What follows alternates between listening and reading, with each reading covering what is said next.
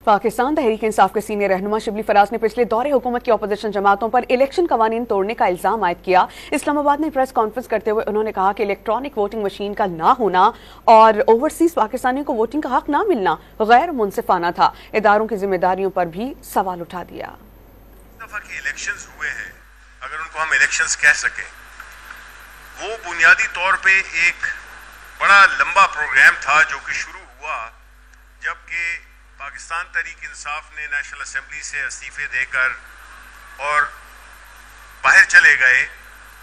तो जो पहले कवानीन जिनको रिपील किया गया उनमें एक था इलेक्ट्रॉनिक वोटिंग मशीन और दूसरा था ओवरसीज को वोटिंग का हक देना।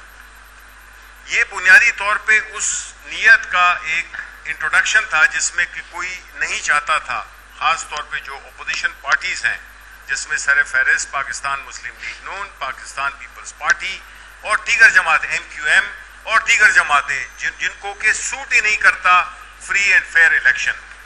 लेकिन इसीलिए इदारे होते हैं और ये इदारे जिसका काम के एक फ्री और फेयर टाइमली इलेक्शन कराना वो है इलेक्शन कमीशन ऑफ पाकिस्तान। उनका और कोई काम नहीं है, उनका सिर्फ काम है हर 5 साल बाद या उस दौरान में जो भी इलेक्शंस आते हैं उसको कंडक्ट कराए।